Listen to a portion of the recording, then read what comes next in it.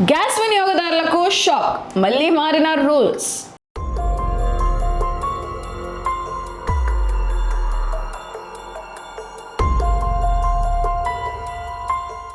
Gas cylinder వాడుతున్నారా?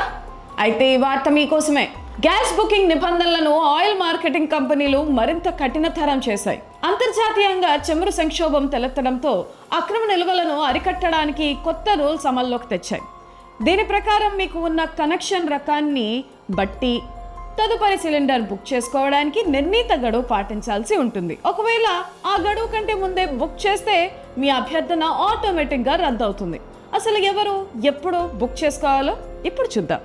కొత్త నిబంధనల ప్రకారం మీ వద్ద ఉన్న సిలిండర్ల సంఖ్యను బట్టి రీఫిల్ బుకింగ్ సమయం మారుతుంది. సింగిల్ సిలిండర్ ఉన్నవారు కొంత ఊరట పొందగా, డబుల్ సిలిండర్, ఉజ్వల లబ్ధిదారులపై ఆంక్షలు ఎక్కువగా ఉన్నాయి. సింగిల్ సిలిండర్ ఉన్నవారు ఒక సిలిండర్ తీసుకున్న 25 రోజుల తర్వాతే రెండోది బుక్ చేయాలి. డబుల్ సిలిండర్ ఉన్నవారు కనీసం 35 రోజులు ఆగాలి. ఇక ఉజ్వల పథకం కింద కనెక్షన్ ఉన్నవారు ఏకంగా 45 రోజుల గడువు పాటించాల్సి ఉంటుంది.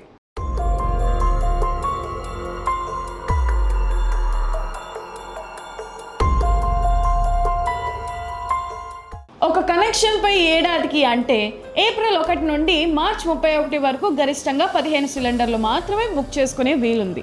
ఇందులో 12 సిలిండర్లకు మాత్రమే ప్రభుత్వం సబ్సిడీ అందిస్తుంది. కోటా మించి అదనంగా కావాలంటే మరో 3 సబ్సిడీ లేని సిలిండర్లను కొనుగోలు చేయవచ్చు. అయితే ఒకే నెలలో గరిష్టంగా 2 సిలిండర్లు మాత్రం బుక్ చేసుకోవడానికి అనుమతి ఉంటుంది. అంతకంటే ఎక్కువ కావాలంటే ప్రత్యేక వెరిఫికేషన్ అవసరం అవుతుంది.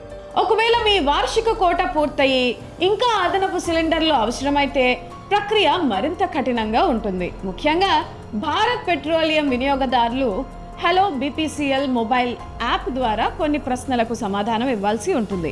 మీకు ఎందుకు ఎక్కువ సిలిండర్లు అవసరమో సరైన కారణం చెబితేనే సిస్టమ్ వెరిఫై చేసి అదనపు బుకింగ్కు అనుమతిస్తుంది. ఇదంతా గ్యాస్ దుర్వినియోగాన్ని అరికట్టడానికేనని సంస్థలు చెబుతున్నాయి.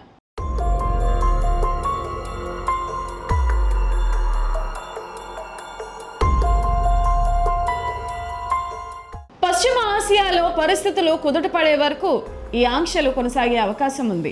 చమురు సరఫరాలో ఇబ్బందులు కలగకుండా ముందస్తు జాగ్రత్తగా నిర్ణయం తీసుకున్నట్లు తెలుస్తుంది. కాబట్టి వినియోగదారులు తమ గ్యాస్ వాడకాన్ని పక్కాగా ప్లాన్ చేసుకోవడం ఉత్తమం. మరి ఈ కొత్త రూల్స్ పై మీ అభిప్రాయం ఏంటి? సామాన్యులకు ఇది ఇబ్బంది కలిగిస్తుందని మీరు భావిస్తున్నారా? కామెంట్ చేయండి.